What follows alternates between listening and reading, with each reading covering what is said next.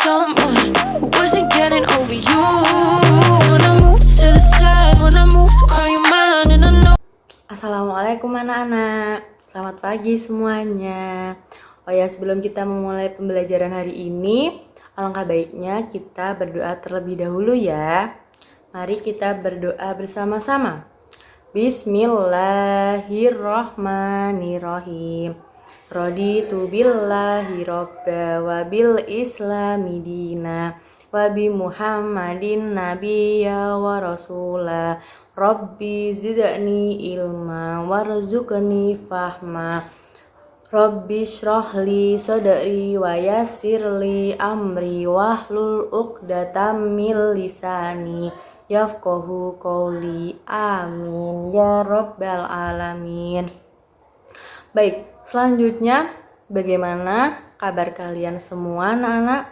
Semoga kita tetap diberikan kesehatan ya, apalagi di dalam kondisi yang seperti ini, corona, terus lah kita pokoknya harus tetap menjaga keseimbangan tubuh kita dengan menjaga kesehatan kita, pola makan, pola tidur kita, gitu ya. Oh ya, siapa yang hari ini tidak berangkat? Berangkat semua ya. Baik, nah gini, kalau anak-anak pada berangkat semua itu kelasnya itu jadi rame, apalagi dengan kelas-kelas yang bersih kayak gini.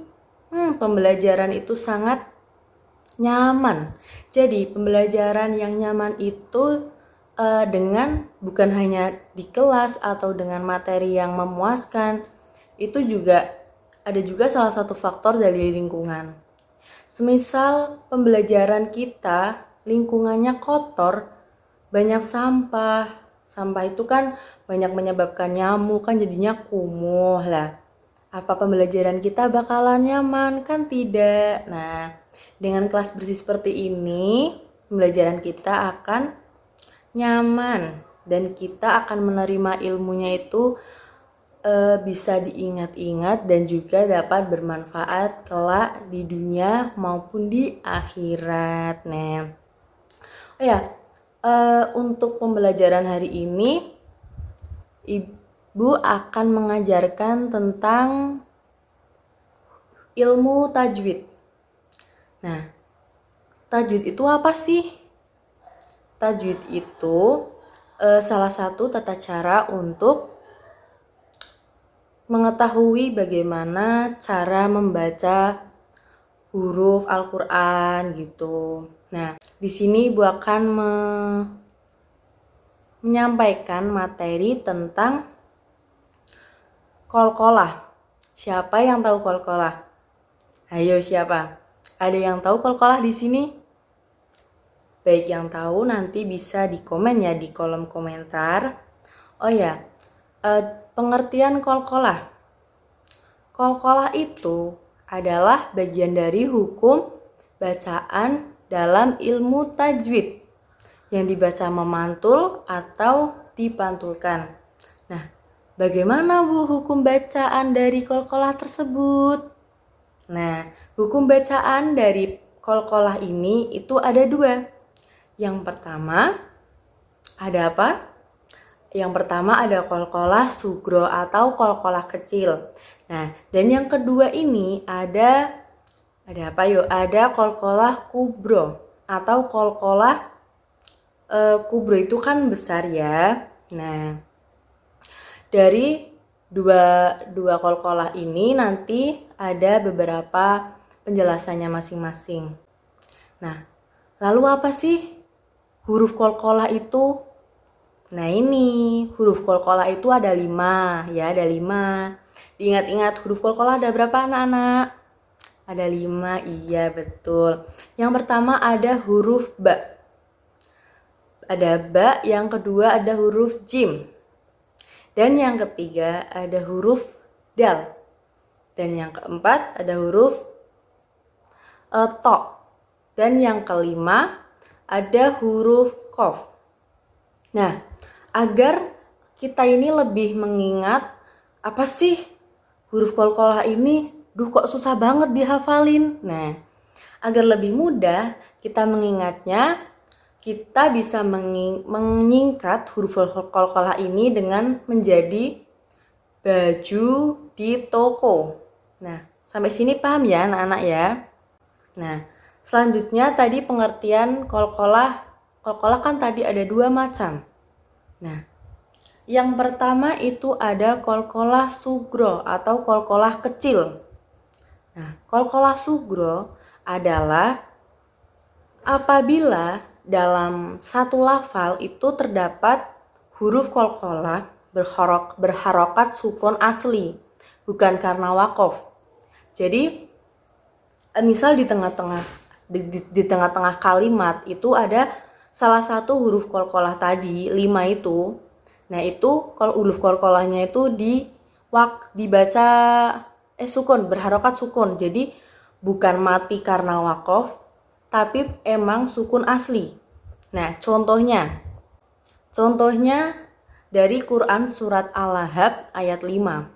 Di sini yang berbunyi fi jidha hablum mim masad.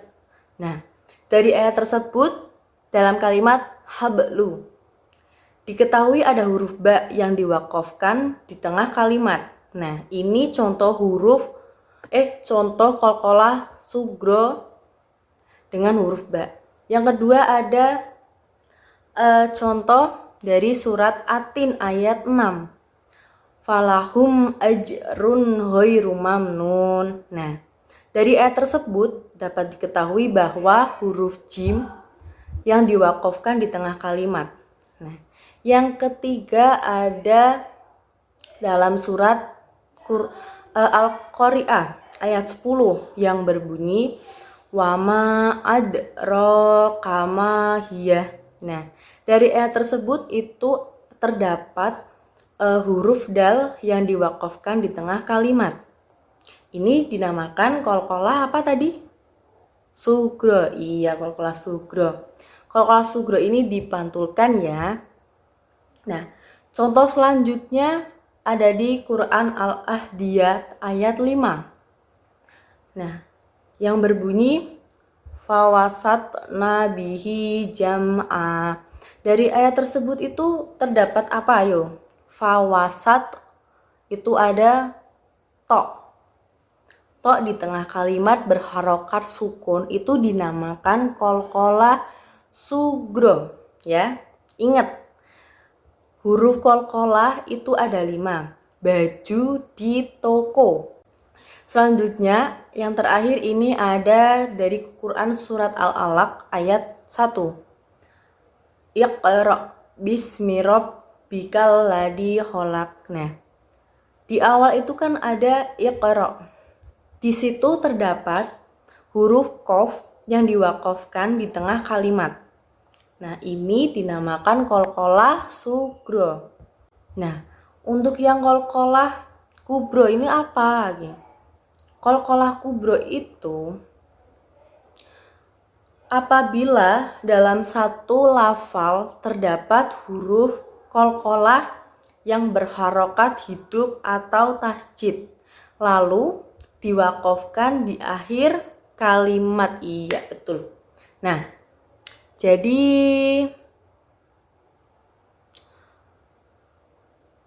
huruf qalqalah yang berharokat hidup atau tasjid lalu diwakofkan di akhir kalimat. Apabila ada huruf qalqalah 5 tadi yang berada di yang berharokat hidup atau yang berharokat tasdid ya, tasdid lalu diwakofkan di akhir kalimat, itu dinamakan qalqalah kubro. Iya.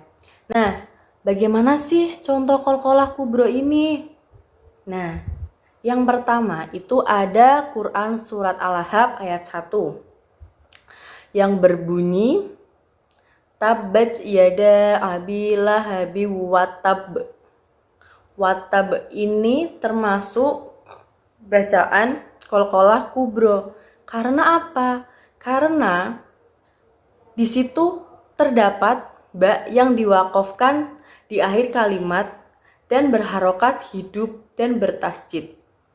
Nah, dan yang kedua ini ada Quran surat Al-Buruj ayat 1 yang berbunyi was-sama'i dzatil buruj. Nah, dari ayat tersebut juga terdapat huruf qalqalah berupa jim. Jim ini diwakafkan di akhir kalimat. Nah, yang selanjutnya ada Quran surat Al-Kafirun. Wala antum abiduna ma a'bud. Nah, di sini juga terdapat huruf qalqalah itu, yaitu huruf qalqalahnya itu dal yang diwakafkan di akhir kalimat. Selanjutnya Al-Buruj ayat 20. Wallahu min waraihim muhit. Nah, di sini juga ada huruf qalqalah yaitu to yang diwakafkan di akhir kalimat dengan harokat dhammah.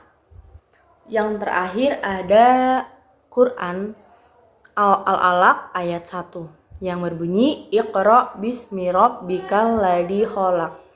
Di sini sebenarnya ada dua. Ada yang tadi Iqra itu kan qaf di tengah dan berharokat sukun, ini dinamakan qalqalah sugro. Nah, yang ini yang qalqalah kubro contohnya itu ada di khalaqah. Di akhir kalimat terdapat huruf qaf yang diwakafkan dan itu berharokat hidup. Nah, harokatnya fathah. Nah, itulah penjelasannya mengenai qalqalah sugro dan qalqalah kubro. Nah, apa sih pentingnya kita mempelajari ini semua, Bu? Gitu. Pentingnya itu kita sangat penting karena kita umat Islam itu harus mengetahui bacaan-bacaan dan cara membaca dengan benar Al-Quran. Nah, baik, begitu saja yang dapat Ibu sampaikan. Untuk evaluasi kita, siapa yang ingin bertanya atau siapa yang ingin mau tanya, Bu, misalkan aku nggak belajar tajwid, itu bagaimana gitu. Nah, orang Islam itu kan harus membaca Al-Quran, diwajibkan membaca Al-Quran. Nah, misal kita membaca Al-Quran dengan asal-asalan, nah, pahala kita dapat, cuman kita kan pasti ada pengen yang min plus, aduh aku pengen dapat yang banyak gitu. Nah, dengan cara kita membaca Al-Quran dengan benar, itu akan memberikan kita pahala yang berlebih. Nah, untuk itu kita harus tetap belajar Al-Quran. Salah satunya belajar tajwid. Baik, untuk mengakhiri pembelajaran hari ini, anak-anak bisa di rumah Ibu kasih tugas untuk mencari contoh qalqalah sugro maupun qalqalah kubro di dalam surat-surat pendek. Kalian cari sebanyak-banyaknya, setelah itu bisa dikumpulkan. Nanti ditulis di kolom komentar bisa ya. Nah, seperti itu. Untuk anak-anak semua tetap semangat belajar, jangan putus asa. Jangan, aku malas belajar, nanti buat apa belajar ini, jangan begitu ya. Kita harus mencari ilmu sampai kapanpun, sampai kita tua, bahkan sampai kita kakek nenek, itu kita harus tetap mencari ilmu. Karena ilmu itu dapat dicari di mana-mana. Yang asalkan kita mencari ilmu dengan ikhlas, kita mencari ilmu dengan tabah, itu akan menjadikan ilmu kita bermanfaat. Baik, sebelum kita mengakhiri pembelajaran hari ini, kita berdoa terlebih dahulu ya. Berdoa untuk menutup pembelajaran hari ini.